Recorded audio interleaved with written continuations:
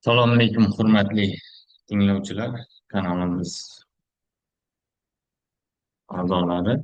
Demak, keyingi mavzuyimiz bizni polimerlarni sintez qilishning zamonaviy usullari haqida bo'ladi va polimerlarni qanday zamonaviy usullar yordamida sintez qilish mumkin va bular qanday usullar, zamonaviy usullar va bular nimasi bilan, demak, oddiy traditsion usullardan, odatiy usullardan farq qiladi. Afzalligi nimada? Shular haqida gaplashib o'tamiz. Demak, polimer materiallarni turli xil usullar bilan sintez qilish mumkin. Bular radikal polimerlanish, oddiy radikal polimerlanish bor hamda boshqariladigan radikal polimerlanish bor. Boshqariladigan radikal polimerlanish bu jonli erkin radikal polimerlanish, bu atom transfer radikal polimerlanish, bu rakt polimerlanish, shuningdek, sopolimerlanish, polikondensatlanish, mavjud polimerlarni kimyo modifikatsiyalash, ionli polimerlanish, ya'ni kation polimerlanish, anion polimerlanish, ion koordinatsion polimerlanish, mexanik modifikatsiyalash va hokazo. Endi bu oddiy polimerlanish reaksiyalarida o'sha ko'pincha sintez jarayoni, ya'ni sintetik sharoitda hosil bo'ladigan polimerlarda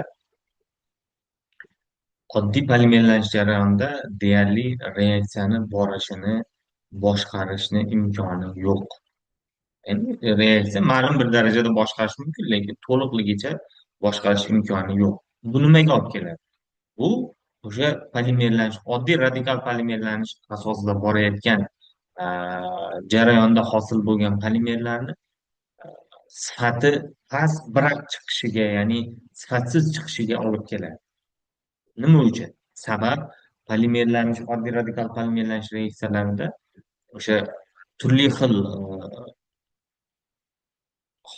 chegaralarda, ya'ni turli xil yo'nalishlarda bir vaqt o'zida reaksiyalar ketganligi uchun turli xil o'lchamga ega bo'lgan makromolekulalar hosil bo'ladi. Bu esa hosil bo'layotgan makromolekulalarni polidispersligini ortishiga olib keladi. Polidisperslik degani o'rtacha arifmetik molekulyar massa va o'rtacha vazn, ya'ni o'rtacha vaznli molekulyar massani o'rtacha arifmetik molekulyar massaga nisbati. Demak, bu nisbat bir-biridan qanchalik farq qilsa, shunchalik polidispers bo'ladi polimer va sifatsiz bo'ladi. Aa, o'rtacha vazni bilan o'rtacha arifmetik molekulyar massa qancha bir-biriga yaqinlashsa, ya'ni nisbati deyarli birga intilsa, bu polimer shuncha polidispersligi past monodispers polimer hisoblanadi. Ya'ni makromolekular o'lchami deyarli bir xil. Bu esa hosil bo'layotgan materialning sifatini yuqori bo'lishiga e, sabab bo'ladi. Demak, polimerlanish reaksiyalarini boshqarish biz uchun sifatli polimerlar sintez qilish uchun muhim hisoblanadi. Demak, asosiy farqi, ya'ni zamonaviy usullar bilan odatiy e, usulni farqi, boshqariladigan zamonaviy usullar boshqariladigan usullar hisoblanar ekan va buni natijasida ma'lum bir o'lchamga ega bo'lgan bir xil kattalikdagi makromolekulalar va ma'lum bir tuzilishga ega bo'lgan makromolekulalarni sintez qilishimiz mumkin. Ma'lum bir tuzilish degani nima degani? Misol uchun polimerlar bo'lishi mumkin serregulyar, noserregulyar. Noserregulyar polimerlardan, demak, kristal struktura hosil bo'lishi juda ham. Serregulyar polimerlar bular sifatli polimerlar hisoblanadi. Yoki bo'lmasam serregulyar polimerlar bo'lishi mumkin, izotaktik bo'lishi mumkin, sindetaktik bo'lishi mumkin. Demak, sindetaktik, izotaktik polimerlar taktikligiga qarab turib, misol uchun funksional guruhlar zigzag bo'lib kelishi mumkin yoki bir tomondan kelishi mumkin funksional guruhlar. Bu mana shu taktiklik holati. Izotaktik, sindetaktik. A, keyin yana bitta tomoni monomerlarni birikishi. Misol uchun bosh birikishi mumkin, bosh dum birikishi mumkin. Yoki bo'lmasam dum birikishi mumkin. Demak, monomerlarni birikishi bu hosil bo'layotgan polimerni sifatini o'zgarishiga ham sabab bo'lar ekan. Demak, bu yerda ham makromolekulalarni hosil bo'lishda boshqariladigan usul ham polimerni hosil bo'layotgan tarkibdagi makromolekulalar o'lchamini optimallashtirish, ya'ni bir xillikka intilishga yordam berar ekan. Ham bu boshqariladigan usul hosil bo'layotgan polimerni stereoregulyar yoki bo'lmasam o'sha bors dum tuzilishiga ega bo'lgan makromolekulalarni sintez qilishiga yordam berar ekan. Ho'p, umuman oladigan bo'lsak, polimerlanish jarayoni mexanizmiga keladigan bo'lsak, polimerlanish jarayoni mexanizmi albatta zanjirli mexanizmda boradi. Zanjirli mexanizm degani har bitta o'sha makromolekulaga bittadan zanjirga bittadan monomer kelib qo'shilish natijasida o'sha zanjirli bo'lib ketaveradi va buni natijasida o'sha makromolekula zanjir hosil bo'ladi. Endi bu jarayonni termodinamik xususiyatlarini gapiradigan bo'lsak, demak bu yerda entropiya qiymati qanday o'zgaradi? Misol uchun makromolekula hosil bo'lishidan oldin sistemadagi monomerlar bir monomer erkin holatda harakatlanib turuvdi. Ular nima bo'ldi? Bir-biriga birikdi. Misol uchun biz 10 kishi edik. 10 kishi alohida turibmiz va erkin harakat qilyapmiz. Va keyinchalik 10 kishi bir-biri bilan qo'lini ushlagandan keyin nima bo'ladi? Monomerlarni o'sha zvenoni erkinligi chegaralanadi. Chunki bu monomerni har ikkita qo'lda narigi tomonda, ya'ni x, y tomon deylik, ya'ni o'ng tomon, chap tomondagi turgan monomer buni harakatlanishiga ma'lum bir to'sqinlik ko'rsatadi. Bu degani o'sha makromolekularda e, monomerlarni harakatlanishi ma'lum bir holatda cheklangan bo'ladi. Shuning uchun demak nima qiladi? Dastlabki sistemaga nisbatan reaksiya ketib polimer hosil bo'lgan sistemada demak entropiya qiymati kamayadi. Ya'ni tartibsizlik kamayib, tartiblilik ortadi. Demak, manfiy qiymatga ega bo'ladi. Entropiya qiymati, ya'ni noldan kichik bo'ladi. Endi keyingisi entalpiya qiymati. Ya'ni entalpiya qiymati delta H qiymatini o'zgarishi. Endi bu yerda makromolekula bo'ladigan bo'lsa, hosil bo'lishida monomerlar, polimerlanish reaksiyalarida asosan nima bo'ladi? Asosan qo'shbog', ya'ni pi bog' hisobiga hosil bo'ladi. To'g'ri, endi halqa ochilishi hisobiga ham bo'lishi mumkin, lekin asosan qo'shbog'dagi pi bog'ni uzilish hisobiga, mana misol uchun ikkita bog' bo'lsa, ikkita bog' bilan bog'langan mana monomer deydigan bo'lsak, ikkita bog'ni bittasi pi, bittasi sigma bo'ladi. Demak, pi bog' uzilishi natijasida ikkita nima hosil bo'ladi? Ikkita sigma bog' hosil bo'ladi. Va mana shu ikkita sigma bog' hosil bo'lishi, ya'ni bitta pi bog' uzilib, ikkita sigma bog' hosil bo'lishi bu yerda energiya qiymatini, ya'ni entalpiya qiymatini kamayishiga olib keladi. Chunki bitta pi bog'ni energiyasi bilan ikkita sigma bog'ni energiyasi bir-biridan juda katta farq bor. Va shu hisobdan demak e, entalpiya qiymati ham e, manfiy tomonga o'zgaradi. Ya'ni uzilish uchun manfiyga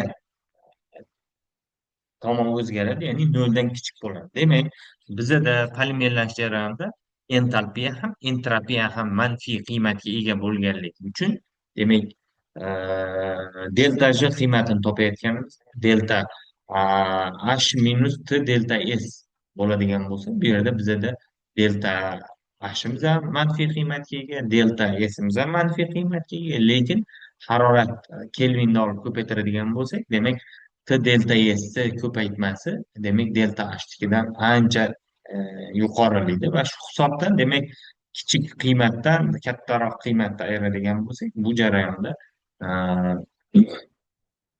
polimerlanish e, reaksiyasida gips energiyasini qiymati demak ma'lum bir darajada nima qilar ekan? Manfiy qiymat kamayar ekan va manfiy qiymatga ega bo'lar ekan, noldan kichik bo'ladi. Bu degani polimerlanish jarayoni reaksiyasi o'z-o'zicha boruvchi jarayon bo'lishiga sabab bo'lar ekan. Endi boshqariladigan radikal polimerlanish reaksiyalariga asosan jonli erkin radikal polimerlanishni misol qilib olishimiz mumkin. Va jonli erkin radikal polimerlanish asosan misol uchun polimerlanishni oladigan bo'lsak, Polimerlanishda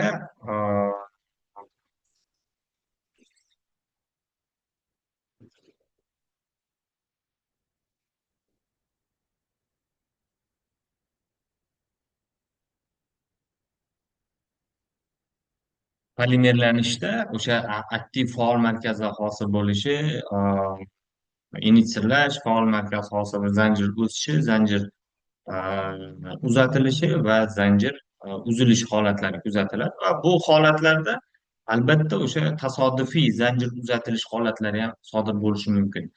Aynan mana shu boshqariladigan usulni farqli tomoni, zanjir uzatilish bosqichini ma'lum bir darajada yo'naltirish xususiyatiga ega bo'ladi. Ya'ni bu yerda ko'rishimiz mumkin, mana misol uchun hosil bo'lgan aktiv a, faol markaz asosan ma'lum bir darajada bloklanadi va bu bloklash jarayoni a, maqbul yo'nalishga kelguncha davom etadi va shuning natijasida o'sha zanjir uzatilishi biz uchun muhim bo'lgan yo'nalishlarga a, borishiga yordam beradi.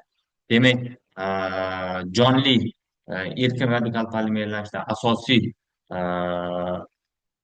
rivojlanish faol markaz o'sishini uzluksli borishiga asoslangan jarayon hisoblanadi va o'sayotgan radikal hamda turli xil passiv zarrachalar orasidagi dinamik muvozanat ta'siri tashkil etish ham ma'lum bir darajada muhim ahamiyatga ega bo'ladi.